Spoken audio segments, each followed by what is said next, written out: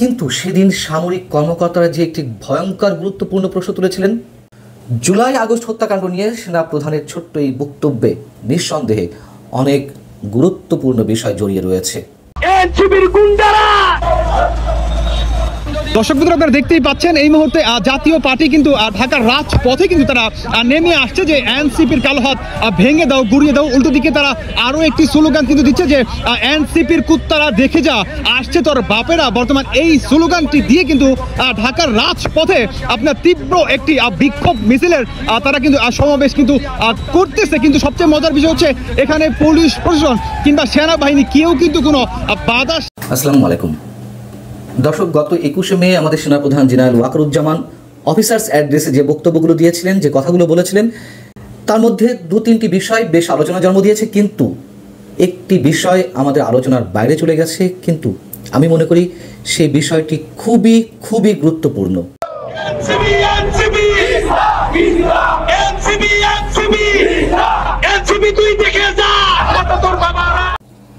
কেন সরকার সেনাবাহিনীর সঙ্গে জাতিসংঘের ফ্যাক্ট ফাইন্ডিং কমিটির সদস্যদের কথা বলতে দেয়নি? কি ছিল সরকারের উদ্দেশ্য? আবার জনাব ওবায়দুল কাদের সাহেব তিনি ভারতের একটি সংবাদ মাধ্যমের সাথে কথা বললেন। তারপর তিনি কানাডা প্রবাসী এক সাংবাদিক নাজমুল সাকিব, তো তার যে নাগরিক টিভি, তার সঙ্গে কথা বললেন এবং উভয়টাই এখন রীতিমতো ভাইরাল। এবং কাঁটাতারের বেড়া অতিক্রম করার সময় তিনি রক্তাক্ত হয়েছেন, সারা শরীর তার রক্ত ঝরেছে। এবং তার আগে তিনি প্রায় 4-5 ঘন্টা একটা ময়লাযুক্ত, যেখানে মানুষ পায়খানা পেশাব করে, এরকম একটা ডোবা, এই ডোবার মধ্যে তিনি 4 ঘন্টা তিনি সেখানে ডুবেছিলেন। আসসালামু আলাইকুম দর্শক, আপনারা দেখলেন যে জাতীয় পার্টির লোকজন কিন্তু এনসিপি নামক দলটির যে লোকজন আছে এদের উপর কিন্তু ফুলে ফেপে আছে। এর কারণ হয়তো আপনারা জানেন যে গতকালকে এনসিপির অনেক সদস্য লোকজন গিয়ে জাতীয় পার্টির কার্যালয় ভাঙচুর করেছে। তারা কিন্তু একটি অস্থিতিশীল পরিবেশ তৈরি করার একটি পায়তারা করেছে এবং ইতিমধ্যে তারা অস্থিতিশীল পরিবেশ তৈরি করেছে। এটা কোনো কিছুই হবে না, কারণ এনসিপিটা মূলত কিং পার্টি বলতে কি হচ্ছে, এখন বর্তমানে যে অন্তর্বর্তীকালীন সরকার বসে আছে প্রধান উপদেষ্টা, তার কিন্তু এটা পার্টি, এই জন্য এনসিপির উপর কোনো কিছু হচ্ছে না। অন্যদিকে আপনারা দেখলেন যে যারা বিক্ষোভ করছে তারা কিন্তু জিএম কাদেরের অন্তর্ভুক্ত বা জিএম কাদেরের অনুসারীরা। জাতীয় পার্টির এইসব লোকজন কিন্তু তারা বলছে যে এনসিপি হিজলা, এনসিপি বিভিন্ন কথা বলছে। এ নিয়ে গুরুত্বপূর্ণ তথ্য তুলেছে কিছু বাংলাদেশের সাংবাদিকরা এবং এ নিয়ে চাঞ্চল্যকর তথ্য সৃষ্টি হয়েছে রাজনৈতিক প্রাঙ্গণে। তো দর্শক চলুন এবারে আমরা সম্পূর্ণ বিস্তারিত দেখে আসে পাশে থাকা স্ক্রিনের পর্দা থেকে।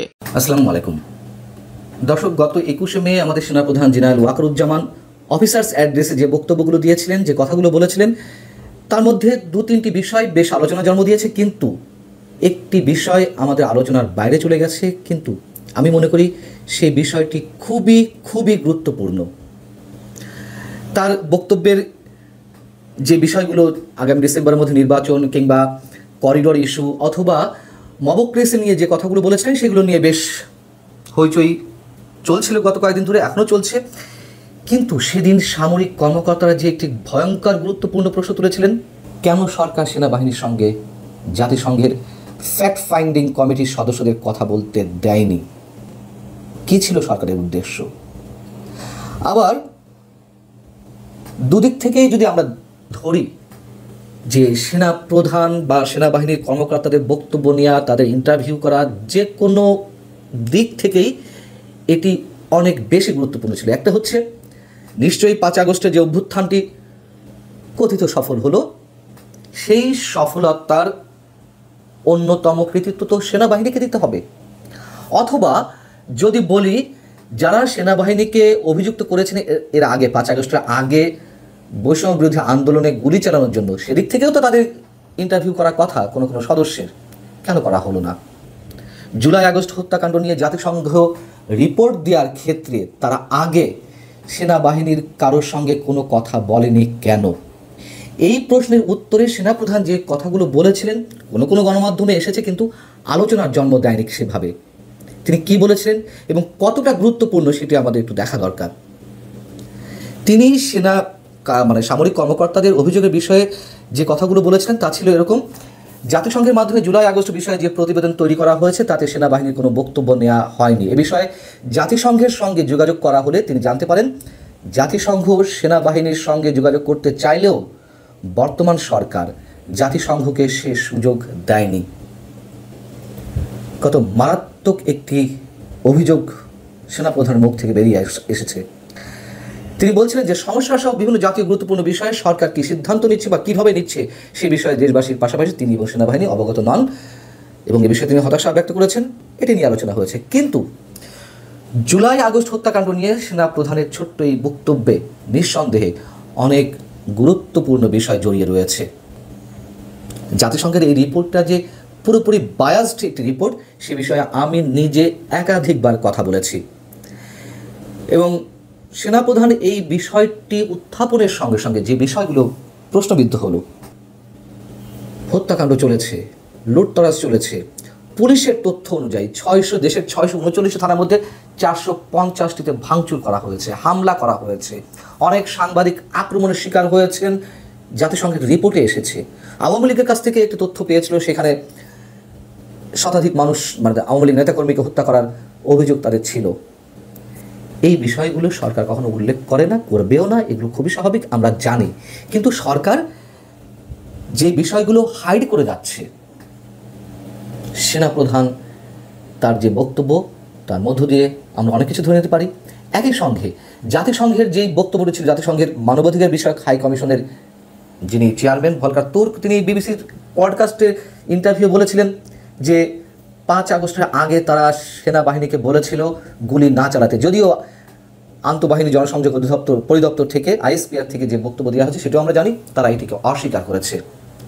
এখন জাতিসংঘের রিপোর্টের কথা যেভাবে সেনাপ্রধানের মুখ থেকে বের হলো তাতে কয়েকটি বিষয় খুব স্পষ্ট হয়ে যায় আমাদের সামনে, যা তিনি সরাসরি বলেননি, তবে যেগুলো আমরা ধরে নিতে পারি। এই রিপোর্ট যে সেনাবাহিনীর কাছে কোনোভাবে গ্রহণযোগ্য নয়, সরকার যেখানে নিষেধ করেছে, বাধা দিয়েছে জাতিসংঘকে সেনাবাহিনীর বক্তব্য নিতে এবং সেটি নেওয়া হয়নি, যেহেতু নেওয়া হয়নি সেহেতু যথেষ্ট বিতর্কিত এই রিপোর্টটি, এই রিপোর্ট সেনাবাহিনীর কাছে গ্রহণযোগ্য নয়। অথচ সেই রিপোর্টকে কথায় কথায় ডক্টর ইউনূস সরকার রেফারেন্স হিসেবে ব্যবহার করে। কি জন্য ব্যবহার করে? আওয়ামী লীগের বিচার, আমরা তো সবার হত্যার বিচার চাই, প্রত্যেকটা হত্যার বিচার চাই, কিন্তু যেভাবে খণ্ডিত করা হচ্ছে এই রিপোর্টকে এবং যেভাবে ব্যবহার করা হচ্ছে এগুলো বেশিদিন টিকবে না। সেনাপ্রধানের এই বক্তব্যটি আমাদের আলোচনায় খুব একটা আসেনি এবং আবারও বলি, নিঃসন্দেহে এটি ডিসেম্বরের মধ্যে যে নির্বাচনের দাবি তার, অথবা মবক্রেসির বিরুদ্ধে তার যে অবস্থান, স্বাধীনতা সার্বভৌমত্বের ক্ষেত্রে করিডরের বিষয়ে তার যে অবস্থান, সেই একই জায়গা থেকে জাতিসংঘের এই রিপোর্টের বিষয়ে সেনাবাহিনীর কী অবস্থান সেটিও স্পষ্ট হয়েছে। ভালো থাকুন সবাই, আল্লাহ হাফেজ। আওয়ামী লীগের অনেক নেতা এখন বিদেশি গণমাধ্যমে কিংবা বিভিন্ন ইউটিউব চ্যানেলে অথবা তাদের নিজেদের মধ্যে যে স্কাইপেতে তারা গ্রুপ মিটিং করেন, কিংবা ইতিমধ্যে আওয়ামী লীগ পন্থী যে সকল সাংবাদিক রয়েছেন তারা অনেকেই সামাজিক মাধ্যম বিশেষত ইউটিউবে বা ফেসবুকের জন্য তারা কন্টেন্ট তৈরি করছে, বেশ জনপ্রিয়। এবং সে সকল যে কন্টেন্ট ক্রিয়েটর যারা রয়েছেন তাদের সঙ্গে আওয়ামী লীগের নেতারা খোলামেলা কথা বলছেন এবং তাদের সে সকল কথাবার্তা প্রায়ই ভাইরাল হচ্ছে এবং জনমত গঠনে ব্যাপক সাড়া ফেলছে। যেমন ধরুন, জনাব ওবায়দুল কাদের সাহেব তিনি ভারতের একটি সংবাদ মাধ্যমের সাথে কথা বললেন, তারপর তিনি কানাডা প্রবাসী এক সাংবাদিক নাজমুস সাকিব, তো তার যে নাগরিক টিভি তার সঙ্গে কথা বললেন এবং উভয়টাই এখন রীতিমতো ভাইরাল। তো তিনি অনেক দিন সেই আগস্ট থেকে এ পর্যন্ত চুপচাপ ছিলেন এবং ইদানিং তিনি কথা বলা শুরু করেছেন এবং তার সেই প্রথম বক্তব্যটি রীতিমতো ভাইরাল হয়েছে। আমি যে বিষয়গুলো সামনে আনার চেষ্টা করব সেটা হলো যে আওয়ামী লীগের মধ্যে অনেক নেতাকর্মী যেমন আছেন যারা মত এবং পথের ঊর্ধ্বে গিয়ে সাধারণ মানুষের সাহায্য এবং সহযোগিতা পাওয়ার জন্য তারা যোগ্যতা সম্পন্ন ছিলেন, যেমন সমরেজন করি। তো এই যে রাজনীতির অনেক কাঁধা অনেক যেটাকে বলা হয় ভেতরের কথা, অনেক গুপ্ত বিষয় চলে আসছে। এটা আগামী রাজনীতির জন্য একটা অশনি সংকেত এবং শিক্ষাও বটে। 2 নম্বর হলো যে দেখুন, সবার রেজাউল করিমের বক্তব্যে যেটা দেখলাম যে তিনি অনেক কষ্ট পেয়েছেন,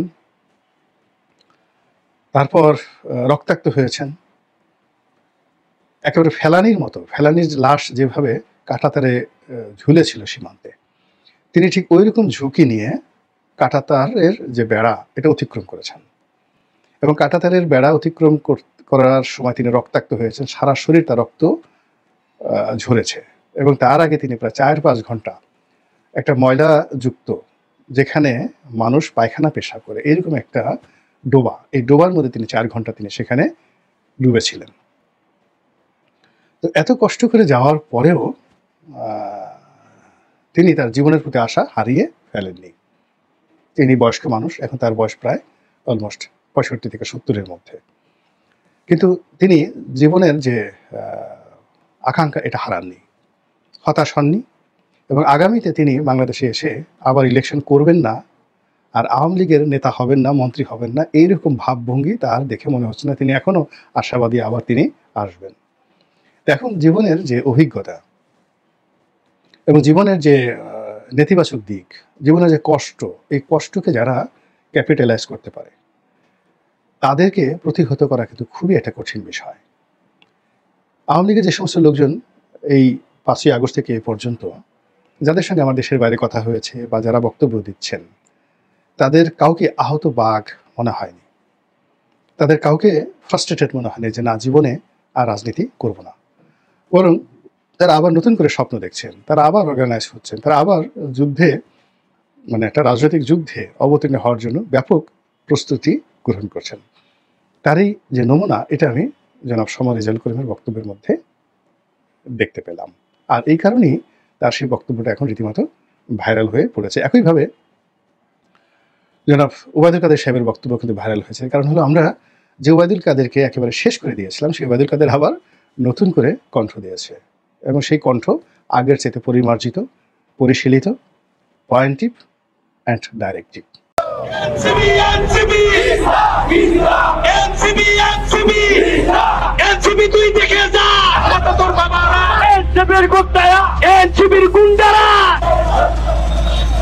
দর্শক বন্ধুরা, আপনারা দেখতেই পাচ্ছেন এই মুহূর্তে জাতীয় পার্টি কিন্তু ঢাকার রাজপথে কিন্তু তারা নেমে আসছে যে এনসিপির কালো হাত ভেঙে দাও, গুড়িয়ে দাও। উল্টো দিকে তারা আরও একটি স্লোগান কিন্তু দিচ্ছে যে এনসিপির কুত্তারা দেখে যা, আসছে তোর বাপেরা। বর্তমান এই স্লোগানটি দিয়ে কিন্তু ঢাকার রাজপথে আপনার তীব্র একটি বিক্ষোভ মিছিলের তারা কিন্তু সমাবেশ কিন্তু করতেছে। কিন্তু সবচেয়ে মজার বিষয় হচ্ছে, এখানে পুলিশ প্রশাসন কিংবা সেনাবাহিনী কেউ কিন্তু কোনো বাধা সৃষ্টি করতেছে না। কারণ বৃহস্পতিবার দিন আপনারা জানেন যে বৃহস্পতিবারের রাতে সন্ত্রাসীরা একটি হামলা চালায় জিএম কাদেরের বাসায়। এটাকেই প্রতিবাদ জানানোর জন্য বর্তমান ঢাকার রাজপথে কিন্তু জাতীয় পার্টি কিন্তু নেমে গেছে যে এনসিপির কুত্তারা দেখে যা, আসছে তোর বাপেরা। তারা আরো একটি স্লোগান দিচ্ছে যে এনসিপির কালো হাত ভেঙে দাও, গুড়িয়ে দাও। উল্টো দিকে তারা আরো বলার চেষ্টা চালাচ্ছে যে বাংলাদেশে 5 আগস্টে যে পরিমাণ হত্যাকাণ্ড, মেট্রো রেলকে পোড়ায়, এত মব জাস্টিস করে এই এনসিপি পার্টি, এটাকে নিষিদ্ধ করা হোক বাংলাদেশের মাটি থেকে। দর্শক বন্ধুরা, তারা বারবার কিন্তু দেখতে পাচ্ছেন যে এতটাই তীব্র একটি বিক্ষোভ মিছিল তারা বর্তমান রাজপথে পালন করে যাচ্ছে যে তারা বারবার বলতেছে যে এনসিপির কুত্তারা দেখে যা, আসছে তোর বাপেরা। দর্শক বন্ধুরা, তারা আরো একটি দাবি জানাচ্ছে যে সমন্বয়ক সার্জিস আর হাসনাতের নেতৃত্বেই বর্তমান কাদের সিদ্দিকের বাসায় বৃহস্পতিবারের রাতে এই সন্ত্রাসী এনসিপির আক্রমণ ঘটায়।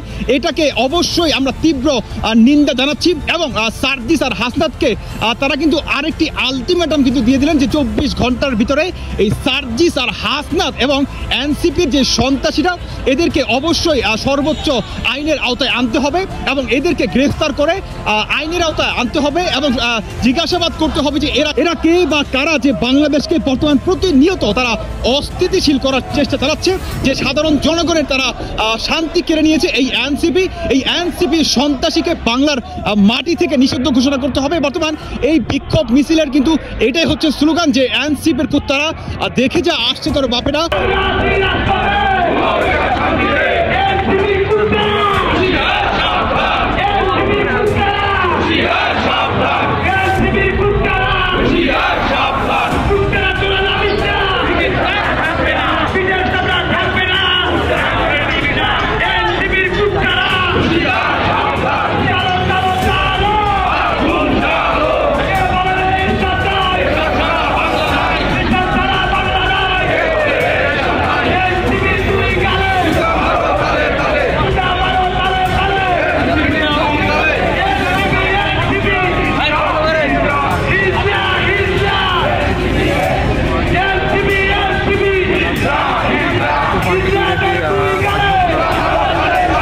দর্শক বন্ধুরা, আপনাদেরকে অসংখ্য ধন্যবাদ এতক্ষণ পর্যন্ত এই গুরুত্বপূর্ণ নিউজটি দেখার জন্য। পরিশেষে এই ভিডিও সম্পর্কে আপনার কোনো মতামত থাকলে অবশ্যই ভিডিওর কমেন্ট বক্সে আপনার গুরুত্বপূর্ণ মতামত জানাবেন। সেই সাথে আপনাদেরকে অনুরোধ করে বলছি, আপনি যদি এখনও পর্যন্ত আমাদের এই চ্যানেলটি সাবস্ক্রাইব না করে থাকেন তাহলে প্লিজ দয়া করে ভালোবেসে এখনই আমাদের এই চ্যানেলটি সাবস্ক্রাইব করে পাশে থাকা বেল আইকনটি বাজিয়ে দেবেন পরবর্তী আরও আলোচিত আপডেট সংবাদ পাওয়ার জন্য। সর্বদা আপনার এবং আপনার পরিবারের সুস্বাস্থ্য কামনা করে আজকের মতো এখানেই বিদায় নিচ্ছি। সবাই ভালো থাকবেন, সুস্থ থাকবেন। আল্লাহ হাফেজ।